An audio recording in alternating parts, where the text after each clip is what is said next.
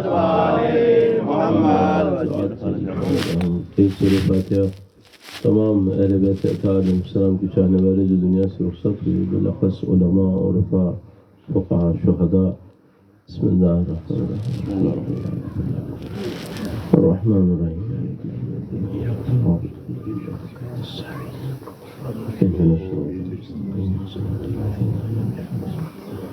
غير المغضوب عليهم ولا الضالين.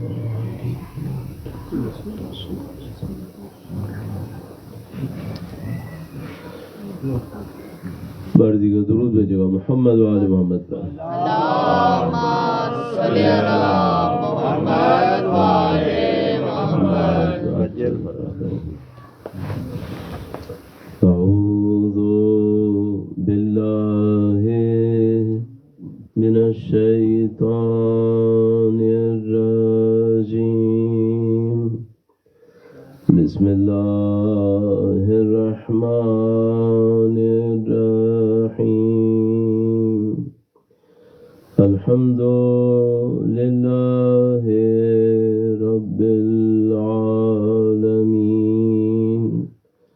والصلاة والسلام على سيد الأنبياء والمرسلين، حبيب إله العالمين أبي القاسم محمد. اللهم صل على محمد وآل محمد وعلى آله الطيبين الطاهرين، سيما بقية الله في الأراضين. قال الله تعالى في كتابه الكريم: بسم الله الرحمن الرحيم. أم حسبت أن أصحاب الكهف والرقيم كانوا من آياتنا عجبا. درود بھیجے گا محمد و آل محمد. اللهم صل على محمد وآل محمد. عجل قادم دیار عالم کا انتہائی لطف و کرم ہے، انتہائی احسان ہے. ایک بار پھر خدا نے ہمیں اہل بیت اطہار علیہ السلام کی فرش پر بیٹھنے کی سعادت نصیب کی. خدا کا لطف و کرم ہے. ایک بار پھر اس نے ہمیں اہل بیت کی خوشیوں میں خوش اور ان کے غم میں غمگین ہونے کا موقع نصیب کیا. اللہ سے دعا کرتے ہیں کہ خدایا مرتے دموں تک ہمیں اہل بیت کے تابعداروں میں قرار فرما. قیامت تک ہماری تمام نسلوں کو ان کے جانثاروں میں قرار فرما. انشاءاللہ ان کے وارث کے ظہور کے دن دیکھنا نصیب فرما. ان کی نصرت کی سعادت اور اسراء میں شہادت نصیب فرما. تمام دعاؤں کی قبولیت کے لیے درود بھیجے محمد و آل محمد پر. صل على محمد وآل محمد. خدا متعال کے شکر کے ساتھ کہ اس نے ہمیں سعادت نصیب کی. اور معلوم ہے خدا متعال کا شکر کے معاملے میں ایک قانون جاری ہوا. قرآن کریم میں ارشاد فرماتا ہے: ان شکرتم لازیدنکم ولئن کفرتم ان عذابی لشدید. بہت مشہور آیات میں سے یہ ایک آیت ہے. اگر تم شکر بجا لائے تو ہم لوگ معمولاً اردو میں ترجمہ کرتے ہیں میں نعمتوں میں اضافہ کروں گا. ماشاءاللہ معمولاً یہ ترجمہ کرتے ہیں. لیکن جو عربی جانتے ہیں وہ جانتے ہیں کہ آیت میں نعمت کا لفظ نہیں آیا.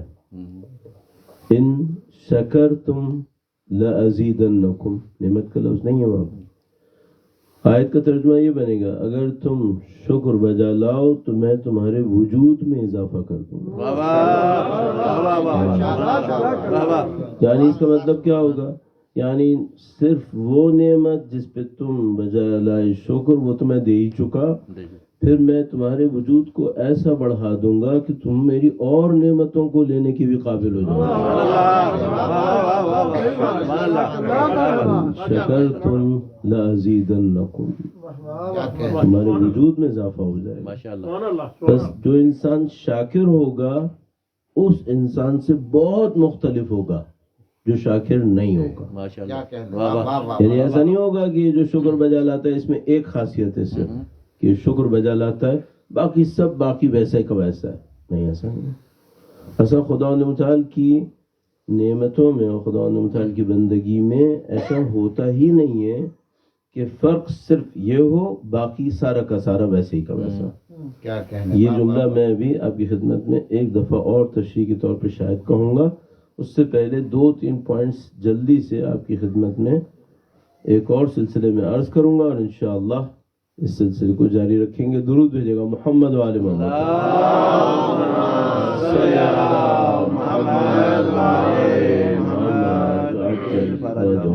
جہاں کہیں بھی ہم پہلی دفعہ مجلس پڑھنے کی سعادت حاصل کرتے ہیں وہاں 2-3 پوائنٹس اپنے بارے میں کہتے تھے اور اس سلسلے میں یہ کیوں کرتے تھے؟ اس وجہ سے تھے کہ جب ہم نے تقریباً 2000 کے قریب مجلسیں پڑھنا شروع کیا تو جس طرح سے ہم پڑھتے تھے اس کو سن کر بعض لوگ یہ سوچتے تھے کہ مولانا ابھی کچھ باتیں کر رہے ہیں، اصلی مجلس بعد میں شروع کریں گے.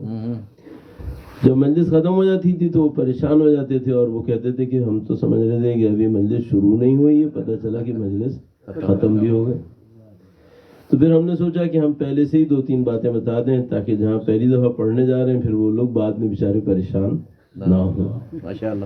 اس میں پہلی بات یہ تھی کہ ہم برسوں سے ظاہری چیزوں کو دیکھتے آ رہے ہیں اور ان چیزوں کو دیکھتے آنے میں چلیے میں آپ کو بھی اس سوال کی لسٹ میں لے آتا ہوں، ان ملکوں کی لسٹ میں جہاں سوال کیا گیا میں چلیے میں آپ کو بھی اس سوال کی لسٹ میں لے آتا ہوں، ان ملکوں کی لسٹ میں جہاں سوال کیا گیا.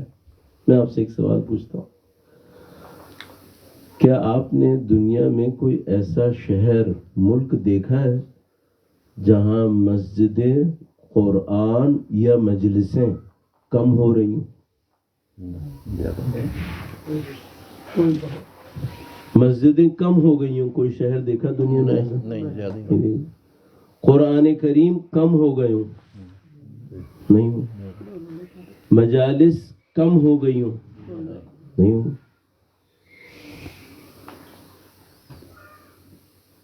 کیا آپ کو یہ لگ رہا ہے کہ ہم لوگوں کے درمیان میں سچائی بڑھ رہی ہے؟ کیا آپ کو لگ رہا ہے کہ ہم لوگوں کے درمیان میں محبتیں بڑھ رہی ہیں؟ آپ لوگوں نے بالکل وہی سوال پہ وہی جواب دیا جو اس سے پہلے میں تقریباً 31 ملکوں میں کر چکا تھا. سب نے یہی جواب دیا. صحیح. تو اس کے بعد میرا جیسا طالب علم حیران رہ جاتا تھا کہ بھائی میں مجلسیں بڑھتی دیکھ رہا ہوں، مسجدیں بڑھتی دیکھ رہا ہوں، اور اگر میں صرف مجلسوں کو ہی لے لوں جس سے فی الحال میرا تعلق ہے، آپ کا تعلق ہے، تو میں سوچتا تھا کہ جب سب کچھ بڑھ رہا ہے اور لوگ بھی پرجوش شرکت کر رہے ہیں، ایسا نہیں ہے کہ لوگ گھسیٹے لائے جا رہے ہیں، نہیں، لوگ خود سے آ رہے ہیں، یہ سچائی کیوں نہیں بڑھتی؟ بھائی اتنے گھنٹے دین کی تبلیغ ہو رہی ہے، لیکن 1 گھنٹے دین کی تبلیغ کیسے کاؤنٹ ہوتی ہے؟ مثال کے طور پر فرض فرمائیے آپ لوگ یہاں پہ کچھ لوگ بیٹھے ہیں، ایسے میں لے لیتا ہوں کہ بھائی آپ 100 کی تعداد میں بیٹھے اور فرض کر لیجئے کہ میں نے 1 گھنٹہ بات کی، تو آج شام کتنے گھنٹے دین کی تبلیغ ہو گئی؟ اس کو ہم کہتے ہیں 100 گھنٹے دین کی تبلیغ ہو گئی. صحیح. اب میں آپ سے پوچھتا ہوں پاکستان میں ہر سال کتنے گھنٹے دین کی تبلیغ ہوتی ہوگی؟ لاکھوں کروڑوں گھنٹے. کیونکہ بھائی پاکستان میں اگر اہل بیت کے چاہنے والے صرف 15% ہوں جو دشمن بھی مانتے ہیں، زیادہ ہی ہوں گے انشاءاللہ، تو یہ سب مجالس میں جاتے ہیں؟ ایک مجلس میں تھوڑی جاتے ہیں، پورے سال میں نہیں معلوم کئی مجلس، سینکڑوں مجلس میں جاتے ہیں. اتنے کروڑ، اتنے 100 ضرب 1 گھنٹہ بھی لگا لوں، اب آپ تصور کیجیے وجہ کیا ہے؟ ایک وجہ یہ ہے جو ہمیں سمجھ میں آئی، غلطی بھی کر سکتے ہیں انسان بالآخر، ہمیں یہ سمجھ میں آیا کہ اب ہم لوگوں کو اس سے سروکار کم رہ گیا ہے کہ بولنے والا کیا بول رہا ہے، اس سے سروکار زیادہ رہ گیا ہے کہ بولنے والا کیسے بول رہا ہے۔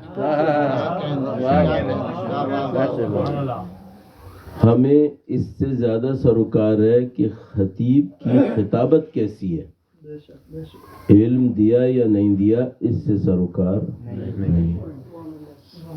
یہ مشکل ہم میں آ گئی، یہ پہلے اردو زبان میں تھی، پھر دوسری زبانوں میں بھی گئی، ابھی آخر میں انگلش میں بھی آ گئی ہے۔ اللہ اس کا بھلا کرے جو اس مشکل سے نکال دے۔ کہاں نکالے؟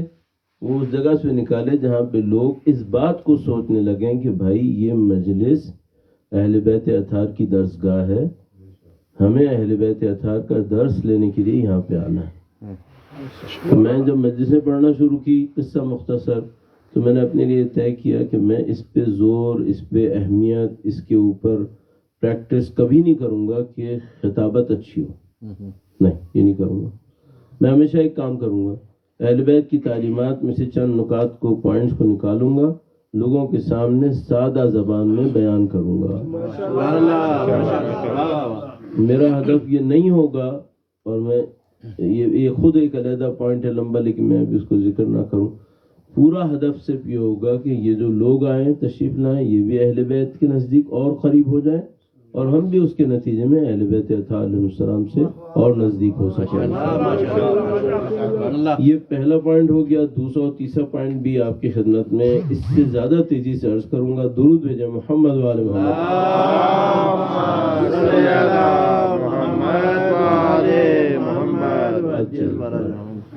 دوسرا پوائنٹ مجھے یہ سمجھ میں آیا اسی مسئلے میں کہ بھائی سچائی کیوں نہیں بڑھ رہی، سکون کیوں نہیں بڑھ رہا، مجھے سمجھ میں آیا کہ ہمیں علم کی باتیں بہت زیادہ پتہ ہے۔ یعنی یہ سمجھ لیں کہ اگر ہمارے پاس دو بیگ ہوں، ایک تھیلا علم کا ہو، ایک تھیلا عمل کا ہو، تو ہمارا علم کا تھیلا شاید ایک کمرے کے برابر ہوگا، لیکن عمل کا تھیلا بیچارہ پچکا ہوا، اتنا خالی خولی۔ مجھے لگا یہ بہت بڑی مشکل ہو گئی ہمارے ساتھ کہ بولنے والے میرے جیسے علم تقسیم کرتے رہتے ہیں، البتہ ایک علیحدہ مسئلہ بعض اوقات کی صحیح بھی ہوتا ہے، نہیں ہوتا، لیکن بہرحال علم دیتے رہتے ہیں لیکن عمل کی بات نہیں کرتے۔ اچھا، وہ عمل کی بات کیوں نہیں کرتے؟ وہ عمل کی بات زیادہ تر اس وجہ سے نہیں کرتے کہ سننے والوں پر کوئی یہ کہے کہ تمہاری ذمہ داری یہ ہے، یہ بہت بھاری گزرتا ہے۔ اور سننے والوں کو کوئی سناتا رہے کہ فلاں جگہ یہ ہوا، فلاں جگہ یہ ہوا، تاریخ میں یہ ہوا، وہ اس پہ خوش رہتے ہیں۔ ہماری ذمہ داری کوئی بیان نہ کرے، یہ صحیح ہے۔ تو ہم نے سوچا کہ نہیں، ہم یہ کام نہیں کر سکتے۔ اگر ہم نے علم کی بات کرنی ہے تو اس کے ساتھ ساتھ عمل کی بات کرنی ہے، تاکہ لوگوں کی زندگیاں اہل بیت اطہار کے نزدیک آ سکیں۔ ماشاءاللہ۔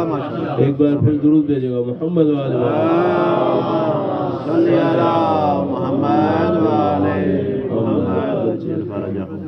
ایک اور بہت اہم پوائنٹ آخری اس سلسلے کا وہ یہ تھا کہ ہم جب پڑھنے لگے تو لوگوں نے سنا، بہت بیچارے تنگ آ جاتے تھے ہماری باتیں سن کے، تو کہتے تھے مولانا اس کو تھوڑا سا انٹرسٹنگ بنائے۔ تو میں سوچتا تھا کہ کیا کروں اس میں، تو کہتے تھے مولانا آپ کو پتہ ہے انسان لوگ جب سنتے ہیں ذرا کس پوائنٹ پہ خوش ہوتے ہیں۔ تو میں نے ایک عجیب پوائنٹ سمجھا، بعد میں جتنا وقت گزارتا جا رہا ہوں، وقت سفر کرتا جا رہا ہوں، وہ پوائنٹ اور اسٹرانگ ہوتا جا رہا ہے۔ وہ کیا ہے؟ وہ یہ ہے کہ ہم خود کو جنت میں بھیج کے اتنا خوش نہیں ہوتے جتنا دوسرے کو جہنم میں دھکیل کے خوش ہوتے ہیں۔ یہ ہماری عادت بن گئی ہے۔ ہمیں یہ بہت اچھا لگتا ہے کہ کوئی جہنمی ثابت ہو، اس سے بھی زیادہ خوش نہیں ہوتے کہ ہم جنتی ثابت ہو جائیں۔ تو اس کے لیے بہت ضروری ہوتا ہے کہ آپ جو بیٹھے ہوئے لوگ ہیں ان سے کچھ نہ کہیں، اور آپ ایک ایسی قوم کے بارے میں کہتے رہیں جو یہاں بیٹھی ہی نہیں ہے اور سنے گی بھی نہیں۔ میں نے اپنے لیے طے کیا کہ بھائی ایسا ہے، میں اس قوم کے بارے میں کچھ نہیں کہوں گا جو یہاں نہیں بیٹھی ہے، میں اس قوم کے بارے میں کہوں گا جو یہاں بیٹھی ہوئی ہے۔ ماشاءاللہ، سبحان اللہ، ماشاءاللہ۔ تو یہ 3 پوائنٹس میں نے پہلے آپ کی خدمت میں عرض کر دی ہے۔ اگر خدا نہ کرے اس پروگرام کے اعلان میں کہیں خطابت لکھا ہوا تھا اور کوئی بیچارہ اس سوچ کے ساتھ یہاں پہ آ گیا کہ کوئی خطیب آنے والا ہے، تو میں پہلے ہی معذرت خواہ ہوں، ایسا نہیں ہونے والا ہے کہ میں حاضر ہوا ہوں یہاں پر۔ البتہ ان چند منٹس میں پوری کوشش کروں گا کہ اہل بیت کی تعلیمات سے آپ کی خدمت میں عرض کر سکوں۔ ایک بار پھر درود بھیجے گا، محمد صلی اللہ محمد وعلی محمد۔ بہت سادہ سی ایک روایت ہے، وہ میرے ذہن میں ہے، مجھے آپ کی خدمت میں عرض کرنی ہے۔ من مات ولم يعرف امام زمانہ مات میتۃ جاہلیہ۔ یہ روایت میرے خیال میں ان روایتوں میں سے ہے جو ہم اور آپ بچپن سے سنتے آ رہے ہیں۔ صحیح؟ ایک اعتبار سے یہ روایت انتہائی اہم روایت ہے۔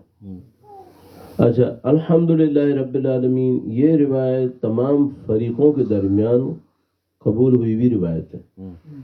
یعنی ایسا نہیں ہے کہ مثلا کوئی سنے اور یہ کہے کہ بھائی یہ اہل بیت کے چاہنے والے ہیں، انہوں نے یہ روایت قبول کی ہے، دوسرے لوگوں نے یہ روایت قبول نہیں کی، نہیں، یہ سب نے قبول کی ہے۔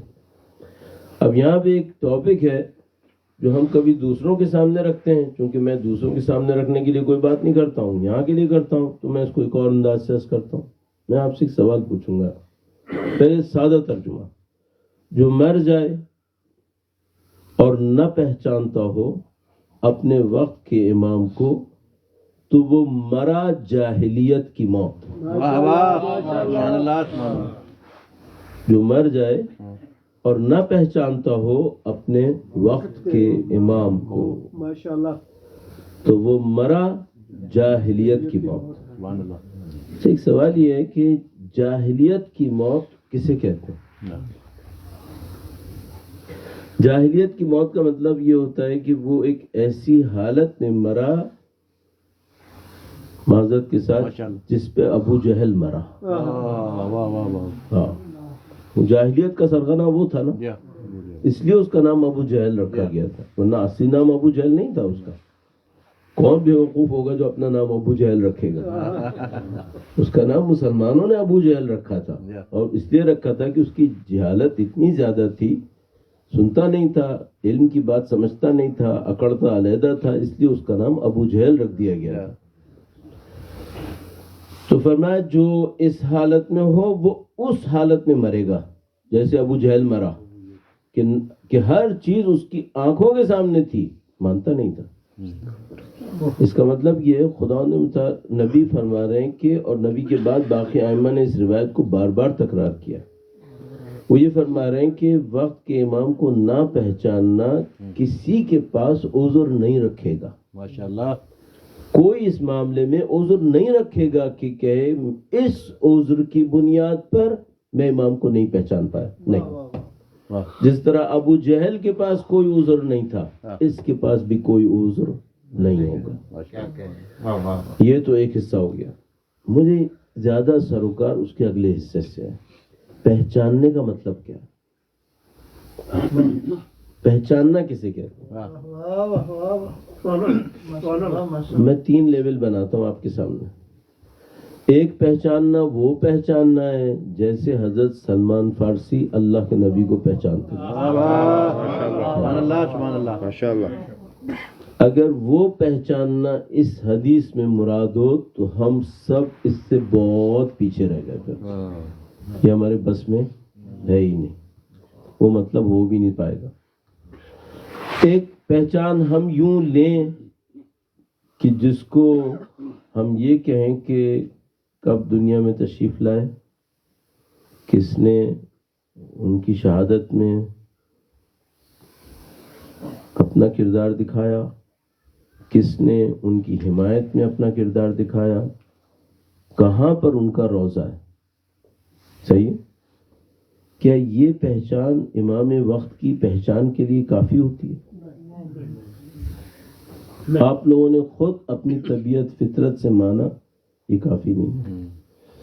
بس ایک یہ پہچان ہے جو بالکل شناخت کے برابر ہے. یعنی مثلا یہ بالکل پہچاننا اس معنی میں جانتا ہوں نہیں جانتا، بس پہچاننے کی بات نہیں ہے، جاننا نہ جاننا. لیکن روایت نے پہچاننے کی بات کی تھی، اور ایک پہچان وہ تھی جو میں نے بہت اوپر کی کہی، وہ بھی ہمارے بس کی نہیں. اس بیچ میں ایک جگہ ہے جو اس روایت کی مراد ہے، اور وہ ہمیں اپنے اندر ایجاد کرنی ہے انشاءاللہ. پہلے سے اس بیچ کے لیول کو سمجھنے کے لیے میں نے ایک جملہ کہیں سے سیکھا ہے. وہ جملہ مجھے آپ کی خدمت میں عرض کرنا ہے، اور تھوڑا سا میں اس جملے کی تشریح عرض کروں گا آپ کی خدمت میں. درود بھیجے گا محمد و آل محمد.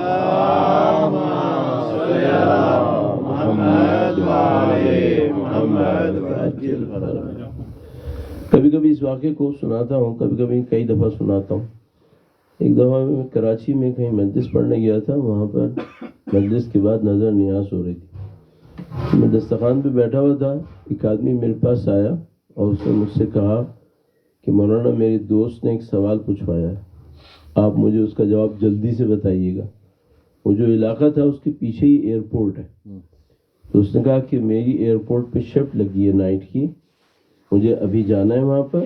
دوست نے ایک سوال پوچھوایا ہے، آپ اس کا جواب جلدی سے مجھے بتائیے گا تاکہ میں جاؤں. اور سوال کیا ہے؟ اس نے کہا سوال یہ ہے کہ معرفت امام زمانہ کیا ہوتی ہے. اب وہ آدھا بیٹھا آدھا کھڑا جانے کو تیار، اور مجھ سے کہہ رہا ہے کہ میں معرفت امام زمانہ اس کو سکھا دوں تاکہ وہ اپنے دوست کو بتا دیں. معمولاً ایسی جگہوں کے اوپر ہم لوگ بے بس ہو جاتے ہیں اور سامنے والے سے کہتے ہیں کہ بھائی ہم اتنے بڑے عالم نہیں ہیں، آپ سکون سے کل آنا. پھر میرے ذہن میں پتہ نہیں کیا آیا. میں نے کہا خدا ایک جملہ مجھے دے دے، میں اس کو سنا دوں، پتہ نہیں کل آئے گا نہیں آئے گا، کیا ہونے والا ہے.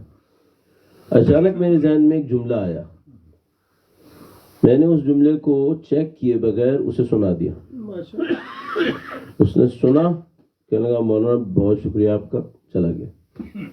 جب وہ جانے لگا تو میرا دل چاہا کہ کس سے کہوں کہ بھائی اس کا نام پوچھ لو تاکہ اگر غلطی ہو جائے تو میں کل صحیح کروا لوں. خیر وہ چلا گیا. پھر میں تھوڑی دیر میں سوچا کہ یہ جملہ تو میں نے کہہ دیا، لیکن اب مجھے اچھی طرح سوچنا پڑے گا کہ یہ جملہ صحیح بھی تھا یا نہیں تھا. اس وقت تو صحیح لگ رہا تھا. پھر رات کو میں نے اس کے اوپر تھوڑا غور کیا.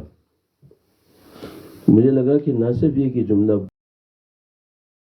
بہت اچھا جملہ ہے، اور اصل میں اگر کوئی اس کے اوپر عمل کر لے تو یقیناً معرفت امام تک پہنچ جائے گا. پہنچ جائے گا. سبحان اللہ، ماشاءاللہ. اس وقت سے اب تک میرا خیال ہے کہ شاید کم از کم بھی 17-18 سال گزر گئے ہوں گے یا زیادہ ہو گئے ہوں گے. میرا خیال ہے ابھی تک مجھے یقین ہے کہ اگر کوئی اس کے اوپر کچھ ہفتے عمل کر لے تو اس کی زندگی بہت تیزی سے امام کے نزدیک جا سکتی ہے. کیا بات. جملہ میں آپ کی خدمت میں عرض کروں گا ماشاءاللہ. اور اسی طرح وقت کے امام کے حوالے سے ایک دو باتیں اور عرض کروں گا. سبحان اللہ. درود بھیجے گا محمد و آل محمد.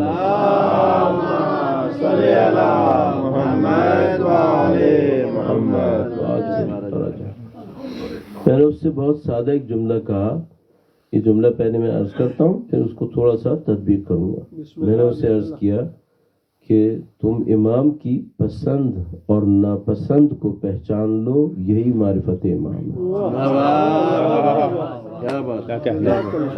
پسند اور ناپسند، ماشاءاللہ ماشاءاللہ، اس کو پہچان، یہ معرفت امام. اچھا اب ظاہر ہے کہ فوراً جو اس پہ عمل کرنا چاہے کہ بھائی ٹھیک ہے میں پہچاننے کی کوشش کرتا ہوں امام کی پسند ناپسند کیا ہے، تو مجھ سے پوچھ سکتا ہے کہ مولانا کیا مجھے نجف جانا ہے، قم جانا ہے، جو ظاہر ہے کہ نہیں کر سکتا میں. ٹھیک ہے، تو اب میں یہ پسند ناپسند پہچانوں کیسے؟ اگر آپ یہ چاہ رہے ہیں کہ میں اصول کافی پڑھوں گا ساری، وہ بھی میں نہیں پڑھوں گا. یہ فارمولہ اتنا آسان فارمولہ ہے، اس میں نہ آپ کو کہیں جانا ہے نہ آپ نے کوئی کتاب پڑھنی ہے آتا، پھر بھی آپ کو اور مجھے نصیب ہو سکتا ہے ماشاءاللہ. اس کا طریقہ کار بہت ہی آسان ہے. بہت آسان طریقہ یہ ہے کہ آپ زندگی میں صبح سے شام تک 20 یوں فیصلے کرتے ہیں، چھوٹے بڑے فیصلے.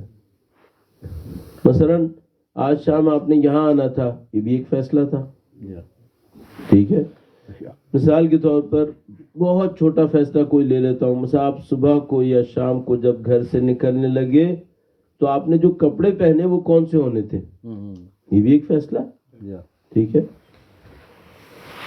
آپ جب بھی زندگی میں کوئی فیصلہ کرنے لگیں، چھوٹا ہو یا بڑا ہو، اپنے آپ سے صرف ایک بات پوچھ لیجئے، کیا یہ امام کو پسند آئے گا؟ سبحان اللہ. کام ہی ختم ہو گیا. اس کے بعد 3 کیٹیگریز بنیں گی. جیسے ہی آپ یہ پوچھیں گے کیا یہ امام کو پسند آئے گا، 3 حصے بنیں گے اس کے. نمبر 1، مثال کے طور پر آپ اٹھے، اول وقت نماز پڑھنا چاہ رہے ہیں، کیا یہ امام کو پسند آئے گا؟ ہاں پسند آئے گا. بسم اللہ. اسی مثال کے اندر ایک آدمی ہے، اول وقت کا وقت داخل ہو گیا ہے اور وہ کہہ رہا ہے کہ نہیں تھوڑا آرام کر لوں، آدھے گھنٹے بعد اٹھ جاؤں گا. فجر کا وقت مثال کے طور پر صبح کتنے بج کر کتنے منٹ پر ہے، شروع سے الارم ہی قضا کا وقت دیکھ کے لگا رہا ہے. صحیح. قضا کا وقت کتنا ہے صبح؟ 8 بج کے مثلا کچھ منٹ. تو اس نے کیا کیا، الارم ہی لگایا 7:40 کا. کیا بات. ٹھیک ہے. اچھا اب میں ایک بات کہہ رہا ہوں، جب وہ 7:40 کا الارم لگانے لگے، مثلا فجر کا وقت تھا 6:30 مثلا، ٹھیک ہے. اب وہ لگا رہا ہے 7:40 کا، ٹھیک ہے. اپنے آپ سے پوچھے یہ جو میں 7:40 کا لگا رہا ہوں یہ امام کو پسند آ رہا ہوگا؟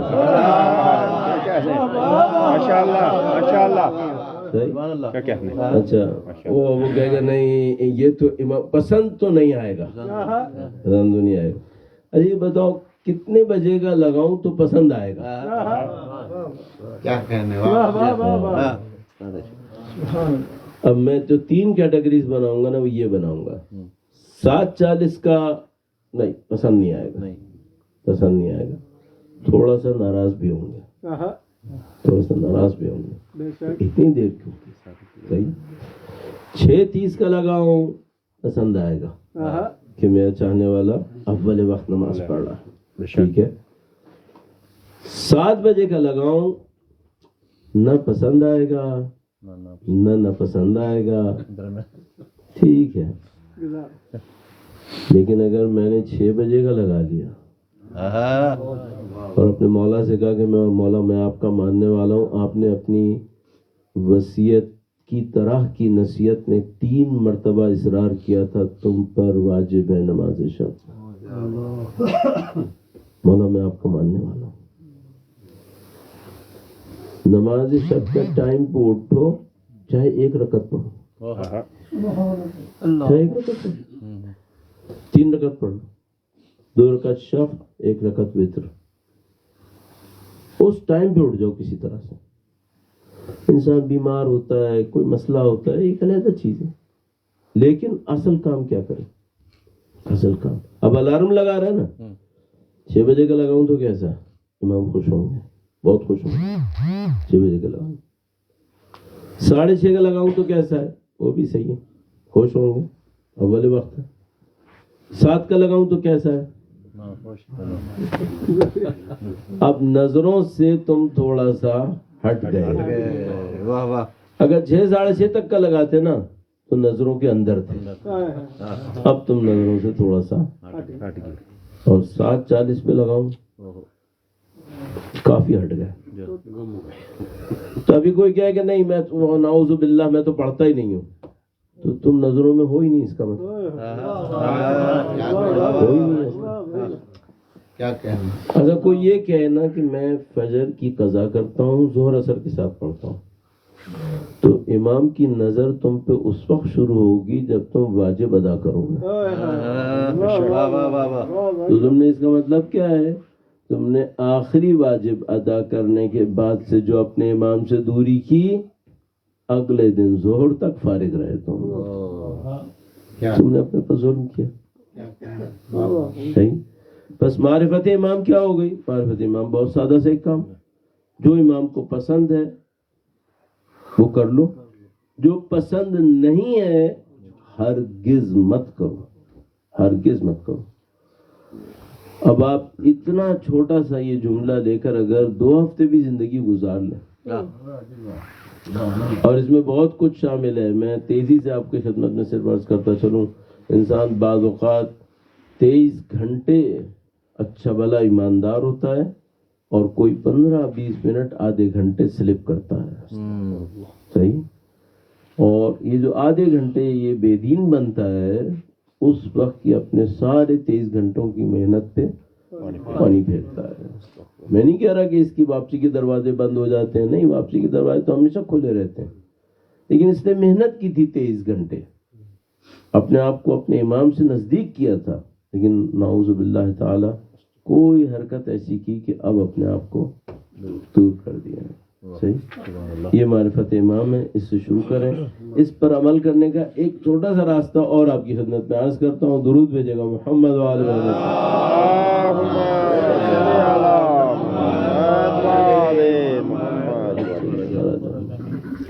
پتہ نہیں آپ لوگوں کے ساتھ ہوتا ہے نہیں ہوتا ہے، جوانوں کے ساتھ تو نہیں ہوتا ہوگا انشاءاللہ. ہم جیسوں کے شاید کبھی کبھی ہو جاتا ہے. ایک دفعہ مجھے لاہور میں ایک جگہ مجلس پڑھنے جانا تھا، اور جس دن جانا تھا اس دن 25 دسمبر تھی. 25 دسمبر. تو اس سے 3 دن پہلے میرے خیال میں میں نے خواب میں دیکھا کہ ایک قبر ہے، اس کے اوپر کتبہ لگا ہے، کتبے میں میرا نام لکھا ہے، اور نیچے لکھا ہے تاریخ وفات 25 دسمبر. واہ واہ. یہ اس فلائٹ سے 3 دن پہلے میں نے دیکھا. میں کیا سوچوں اس فلائٹ میں جانا ہے یا نہیں جانا ہے. تو میں ان لوگوں میں سے ہوں جو اپنے خواب کے اوپر کبھی اہمیت نہیں دیتا. میں ہر صورت میں جانا ہے، لیکن میرے ذہن پھر بھی اس میں اٹکا رہا. میں نے کہا بھائی جانا تو ہے، چلو چلے جائیں گے، لیکن یہ سوچو کہ اگر وہی آخری دن ہوا تو کیا ہوگا. صحیح. اب میں ایک اور بات سوچتا ہوں، ہر روز پتہ نہیں کتنی دفعہ کہتے ہیں العجل العجل. صحیح.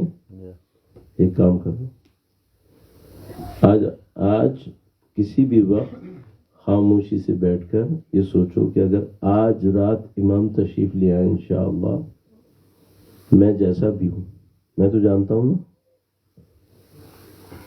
میں امام کے لشکر میں پہنچنے کی اجازت حاصل کر لوں گا. بس یہ سوچ لو جیسا بھی ہوں، اور اللہ جانتا ہے کہ میں کیا ہوں.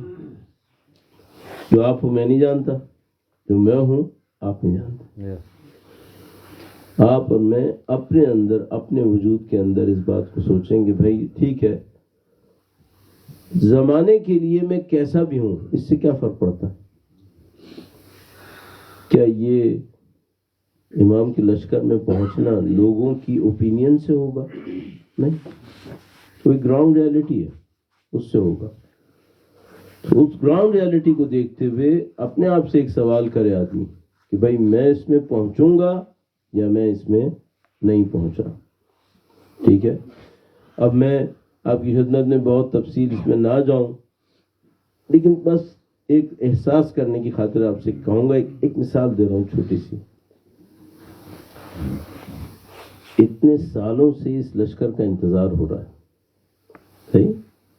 میرا جیسا طالب علم یہاں بیٹھ کر آپ سے کہے،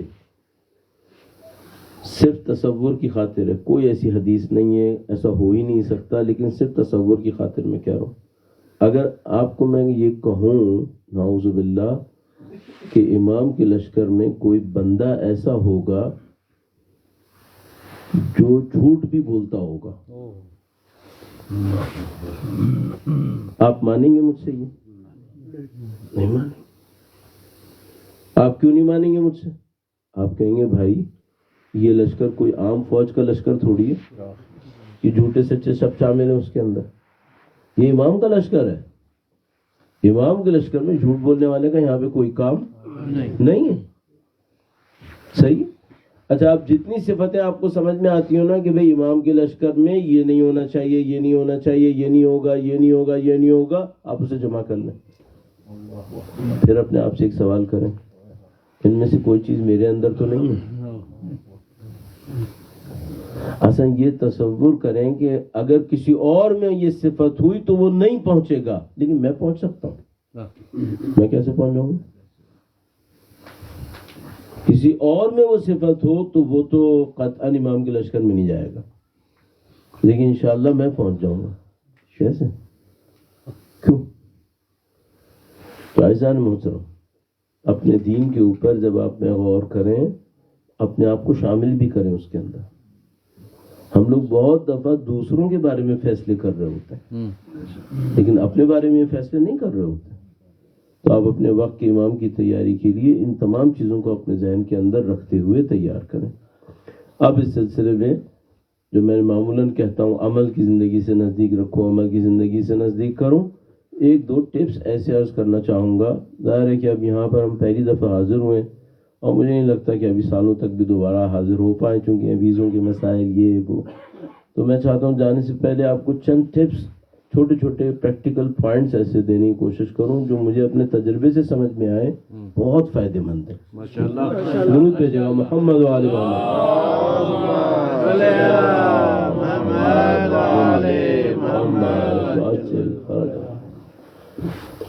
ایک بات جو مجھے سمجھ میں آئی کہ اگر کوئی انسان اس راستے کے اوپر چلنا چاہتا ہے، کون سا راستہ؟ جس کو ہم لوگ معنویت کہتے ہیں، امام کی نصرت کا راستہ، جس کے لیے جب ہم دعا مانگتے ہیں تو لوگ بعض اوقات آواز ذرا سی ہلکی کر لیتے ہیں، شہادت کا راستہ. جب ہم دعائیں مانگتے ہیں تو بعض محلے ایسے ہوتے ہیں جہاں ہم شہادت کی دعا کی الہی آمین کی آواز اور اونچی ہو جاتی ہے. بعض محلے ایسے ہوتے ہیں جہاں ہم جا کے شہادت کی دعا منگواتے ہیں تو اس سے پہلے جن باتوں پہ الہی آمین لوگوں نے کہا تھا اس کے آدھے لوگ کہتے ہیں الہی آمین، یعنی وہ موت سے تھوڑا سا ڈر رہا. یہ میں آپ کی خدمت میں گارنٹی سے عرض کر دوں، اہل بیت اطہار کی نصرت کرنے والوں میں مجھے نہیں ملا کوئی ایسا تاریخ میں بندہ جو ان کی راہ میں شہید ہوتا ہو اور موت سے ڈرتا ہو. واہ واہ سبحان اللہ ماشاءاللہ. موت سے ڈرنے والے شہید نہیں ہوتے، موت سے ڈرنے والے مرتے ہیں. بس آپ کو اور مجھے اگر امامت کی راہ میں مرنا ہے تو پھر شہید ہونا ہے، مرنا ہے، موت سے بے خطر ہونا ہے. جب تک موت سے ڈریں گے شہادت نصیب نہیں ہونے والی. بس اپنی زندگی میں تمام ایسی چیزوں کو ڈھونڈیے گا جو موت سے ڈرا رہی ہیں. یہ سب رکاوٹیں ہیں، اور جو بدترین رکاوٹ ہے وہ میں پہلی ایک جلدی سے عرض کر دیتا ہوں، وہ اس دنیا کے ساتھ اٹیچمنٹ ہے. کاش مجھے یہ مل جائے، کاش مجھے وہ مل جائے، کاش ایسا ہو جائے، کاش ویسا ہو جائے. یہ چیزیں موت کی، دنیا کی ایسی محبت سینے میں ڈال دیتی ہیں جس کے بعد موت سے ڈر لگنے لگتا ہے. جو موت سے ڈرتا ہے، میں نے عرض کیا، وہ اہل بیت کی نصرت میں شہید نہیں ہوتا ہے. جس کو اہل بیت کی نصرت میں شہید ہونا ہو اسے دنیا سے کٹنا پڑتا ہے. نہ مطلب یہ کہ مثلا کمائے گا نہیں، کھائے گا نہیں، کام نہیں آئے گا لوگوں کو، نہیں، وہ سب کرے گا، دنیا کا چاہنے والا نہیں بنے گا، دنیا میں زندہ رہے گا آخرت کے لیے. تو اگر ڈیولپمنٹ کرنی ہے، اپنے آپ کو بہتر بنانا ہے اس راستے کے اندر، تو پھر کون کون سی صفتوں پہ کام کرنا چاہیے بغیر کسی مقدمے میں جائے. اگر کوئی ہوتا ٹائم تو میں اس کے اوپر بات تھوڑا لمبی کرتا، لیکن بالکل بغیر کسی مقدمے. نمبر 1، کسی بھی صورت میں اپنے اندر بے رحمی مت آنے دینا. جانوروں کے لیے بھی بے رحم نہیں ہونا. جو بے رحم انسان ہوتا ہے وہ رحمت للعالمین کا امتی نہیں بن پاتا. سبحان اللہ. اور جتنے لوگ آپ دیکھ رہے ہیں نا جن کو ہم لوگ یہ کہتے ہیں یہ اسلام سے باہر ہیں، اسلام سے کیسے، ہمیں نظر آتا ہے کہ بھئی یہ کیسا اسلام ہے، یہ ان سب کے دلوں میں بے رحمی دیکھیں گے آپ، یہ بے رحم ہوں گے. جو نبی اولاد نبی کا چاہنے والا ہوگا وہ بے رحم نہیں ہوگا، وہ ہمیشہ رحم دل ہوگا. تو ہمیشہ اس صفت کے اوپر کام کرتے رہے کہ ہمارے اندر رحم دلی ہونی چاہیے. اس کی پوری ایک تاریخ ہے کہ میں نے یہ صفت رحم کو کیوں کہا. کتب علی نفسہ الرحمہ، اللہ نے اپنے اوپر رحمت کو لکھ دیا. وما ارسلناک الا رحمتا للعالمین، ہم نے آپ کو رحمتا للعالمین بنا کر بھیجا. جو صفت رحمت ہے یہ پہلی صفت ہے جو ہم انسانوں کے اندر ہونی چاہیے. ہوگی تو ہم ترقی کریں گے، نہیں ہوئی تو ترقی نہیں کریں گے. اور میں نے اس میں جانوروں کو بھی شامل کیا آپ کی خدمت میں. جانوروں پہ بھی اگر بے رحمی دکھائی معاملہ خراب ہے.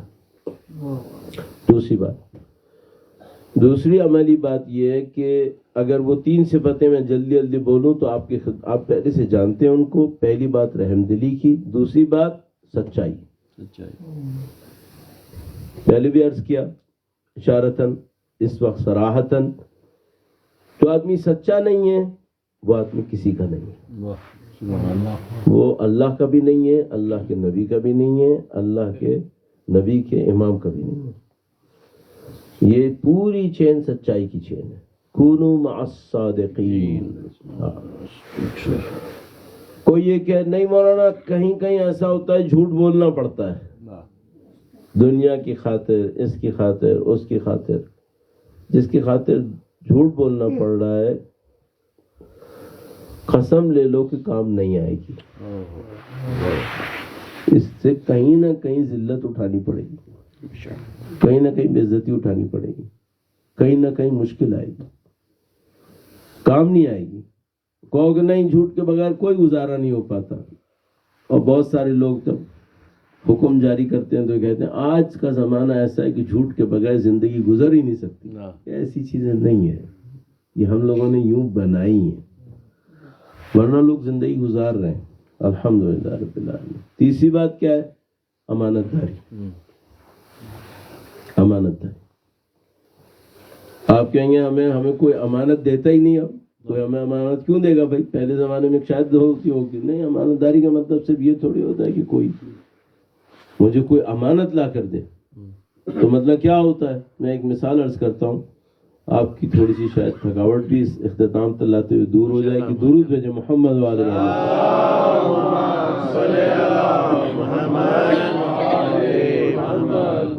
نعرہ تکبیر، اللہ اکبر، یا رسول اللہ،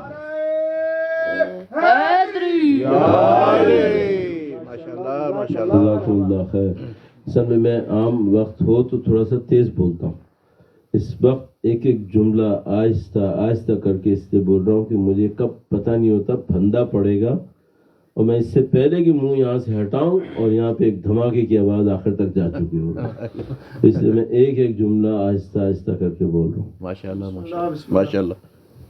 ایک دفعہ پھر درود بھیجے گا محمد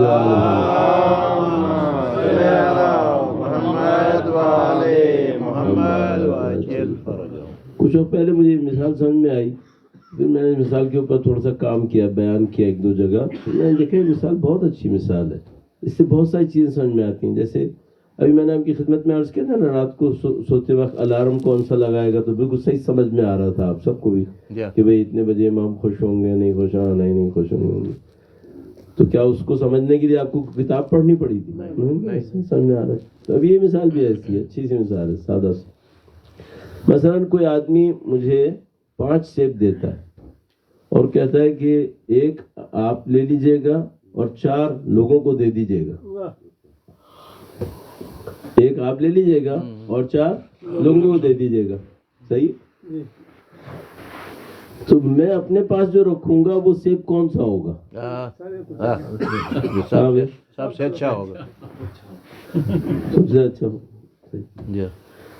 اچھا فرض کر لیجئے کہ کسی نے مجھے 5 سیب دیے، کہا ایک اپنے پاس رکھیں 4 دوسروں کو دے دیں، اور میں نے سب سے اچھا والا سیب اپنے پاس رکھ لیا، صحیح ہے؟ یہ امانت داری کی اچھی مثال ہے؟ اب یہاں پہ 3 تو فوراً صورتحال بن رہی ہے. ایک تو یہ کہ میں نے سب سے اچھا سیب رکھ لیا، دوسری بات یہ تھی کہ میں نے کہا کہ نہیں، اس نے کہا تھا ایک سیب آپ رکھ لیجئے گا، تو میں ایوریج والا سیب لے لیتا ہوں. ایک تیسری مثال یہ ہے کہ اس نے کہا تھا کہ مولانا ایک سیب رکھ لیجئے گا، آخر سب سے کم والا بھی کسی ایک کے ذمے میں جائے گا نا، میں رکھ لیتا. ٹھیک ہے، تو اگر میں نے سب سے اچھا والا رکھا تو وہ امانت داری کی اچھی مثال ہے؟ نہیں. اس پہ آپ کا اتفاق ہو گیا. اور اگر میں نے ایک سے زیادہ رکھ لی پھر تو خیانت ہو گئی، پھر تو خیانت ہو گئی. پھر امانت داری کا مسئلہ تو ختم ہی ہو گیا نا. پھر تو اب تو خیانت شروع ہو گئی کہ ایک کہا تھا اور آپ نے 2 رکھ لیے، ایک کہا تھا آپ نے 1.25 رکھ لیا، یہ تو خیانت ہو گئی. ایک رکھنے کو کہا تھا اور ایک ہی رکھ لیا لیکن سب سے اچھا رکھا، تو یہ کیا تھی؟ امانت داری کی اچھی مثال نہیں ہے.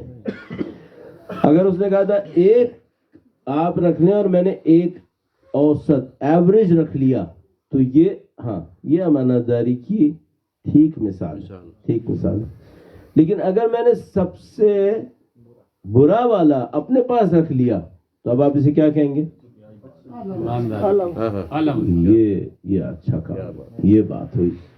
اب آپ اس آدمی کو امانت دار کہنے میں تو نہیں جھجکیں گے، آپ کہیں گے یہ آدمی امانت دار ہے.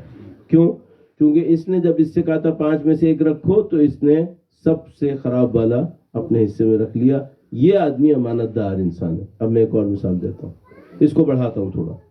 مثلا وہ ایک آدمی کیا ہے کہ اس نے کہا تھا کہ ایک میں اپنے پاس رکھ لوں، اصل اس کو مجھے دینا تھا یا دوسروں کو دینے تھے؟ مجھے دینا چاہ رہا تھا یا دوسروں کو دینا چاہ رہا تھا؟ اصل میں دوسروں کو دینا چاہ رہا تھا. تو اس نے ایک مجھے کیوں کہا تھا؟ اس نے اس شرم میں کہا تھا کہ جب میں 4 کو دوں گا تو بالآخر میں سوچوں گا میں اتنا کام بھی کر رہا ہوں بیچ میں. اس کا مطلب ہے یہ ایک بھی مجھے نہیں دینا چاہ رہا ہے، یہ بھی دوسروں کو ہی دینا چاہ رہا ہے. صحیح. یہاں سے کیا شروع ہوا ہے؟ قربانی شروع ہوئی. کہ وہ کہتا ہے کہ اصل میں یہ مجھے نہیں دینا چاہ رہا، یہ دوسروں کو ہی دینا چاہ رہا ہے. بلا وجہ میں اپنے آپ کو بیچ میں مت ڈالوں، یہ دوسروں کا کام ہے، جانے دوں. یہاں سے قربانی شروع ہوئی. صحیح. میں بہت معذرت چاہتا ہوں اگر آپ کو آج رات کوئی اس کے اوپر ناپے کہ آپ امانت داری میں کس لیول پہ کھڑے تو کتنے نمبر دے گا؟ صحیح. اور اگر امانت داری میں، صداقت میں اور رحم دلی میں ہمارا اسکور اچھا نہیں ہوا تو ہم نبی کی امت میں کیسے ہیں؟ رحمت للعالمین ہے اور صادق اور امین. صحیح. یہی صفتیں لشکر امام زمانہ کی. تو آپ یہ سوچیں کہ ان میں یہ صفتیں ہیں، پتہ ہے کہ ہوں گی، اور مجھ میں نہ ہو تب بھی کوئی مسئلہ نہیں. کیسے؟ صرف ایک راستہ ہے، میں نے سوچا میں نے جانا ہی نہیں ہے. یہی ایک راستہ رہ گیا، اور تو کوئی راستہ نہیں ہے. تو عزیزان محترم، بڑی آپ کو میں نے زحمت دی، لیکن میرا ارادہ صرف یہی ہوتا ہے کہ تھوڑا سا یاد دلا دوں. بھائی یہ مسائل یہاں پر ہیں، اس طرح سے ہیں، اس کو اس طرح سے دیکھیے. زندگی کے گزرتے ہوئے لمحوں کو اپنے لیے اتنا فائدہ مند بنا دیں کہ ہر لمحہ ہمیں اپنے امام کے نزدیک لیتا جائے انشاءاللہ.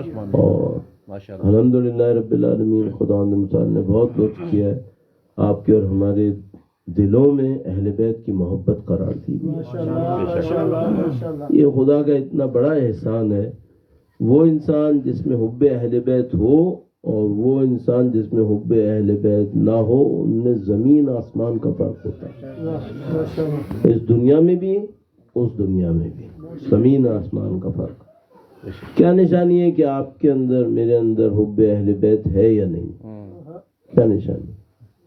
میں کہتا ہوں کوئی نشانی، کوئی خاص دلیل نہیں دے پائیں گے ہم، یہ دلیل ہے لیکن کچھ نشانیاں ہیں ہمارے پاس۔ کیا نشانی؟ میں صرف اتنا کہوں، ایک یتیمہ بچی ہے جو کہیں رو رہی ہے، آپ کو کیا لگا؟ آپ کے دل میں کچھ احساس اٹھا ہے؟ اگر ہم اور آپ صرف اتنا سوچتے ہیں، ایک شہ سوار جو پانی لینے نکلا، ہمارے اور آپ کے ذہنوں میں، دلوں میں کچھ آوازیں آنے لگتی ہیں۔ اگر ہم سے کوئی اتنا کہتا ہے ایک بچہ پانی طلب کر رہا ہے، صرف یہ نشانیاں بتانا کافی ہے اور ہمارے ذہن خود بخود اہل بیت کی محبت کی طرف جانا شروع ہو جائے۔ یہ دن منسوب ہے ہمارے مظلوم 7ویں امام کی شہادت سے۔ اگر میں انہی جملوں میں ایک جملہ اور آپ سے کہنا تھا تو وہ بھی آپ کے اور مجھے 7ویں امام تک لینے کے لیے کافی تھا کہ ایک مظلوم کا جنازہ بغداد کے پل پہ رکھا ہوا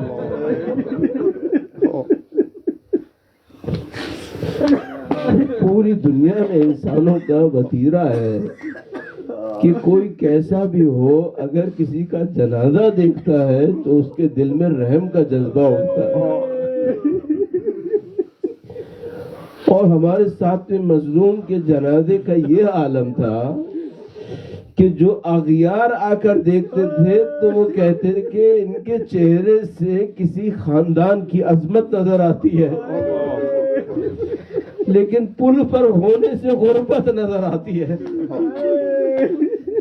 اب کوئی کیا بتائے کہ یہ جو غریب ہیں جن کا لاشا بغداد کے پل پہ رکھا ہے، ان کے بعض روایت کے مطابق 18 بیٹے ہیں جو ایران کے، عراق کے مختلف شہروں میں اپنے والد کے غم میں رو رہے ہیں اور ان کو والد کے جنازے کو اٹھانے کی اجازت نہیں دی جا رہی۔ اور 7ویں امام کی مظلومیت کا یہ عالم ہے کہ جس کے اتنے بیٹے ہیں اس کا لاشا مزدوروں نے اٹھایا۔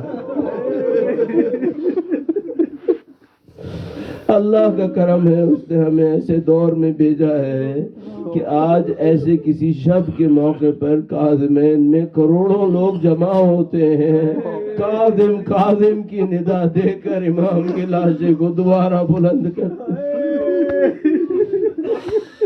وَسَيَعْلَمُ الَّذِينَ ظَلَمُوا أَيَّ مُنقَلِبٍ يَنقَلِبُونَ عَلَىٰ لَعْنَةُ اللَّهِ عَلَى الْقَوْمِ الظَّالِمِينَ۔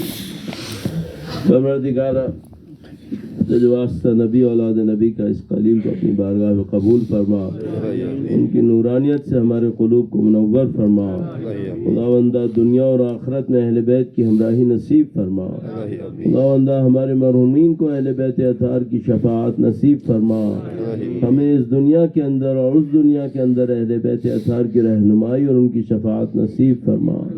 خداوندہ جو ہمارے بیمار ہیں، بحق بیمار کربلا، بحق مولا امام موسیٰ کاظم باب الحوائج، ان تمام کو شفاء عاجل و کامل نصیب فرما۔ کچھ بے گناہ مومنین جیلوں کے اندر ہیں، خدایا بحق باب الحوائج ان تمام کو آزادی و رہائی نصیب فرما۔ خداوندہ دنیا ہر لحاظ سے منتظر ہے تیری حجت کی، خداوندہ تجھے واسطہ اہل بیت اطہار کی مظلومیت کا سید و سردار مولا اور آقا امام آخر الزماں کے ظہور میں تعجیل فرما۔ خداوندہ ان کا لشکر دنیا میں جہاں کہیں بھی ہے اس کی طاقت توانائی میں اضافہ فرما، ہمیں ان کی نصرت کی سعادت نصیب فرما، اس راہ میں شہادت نصیب فرما۔ ربنا تقبل منا انک انت السمیع العلیم وتب علینا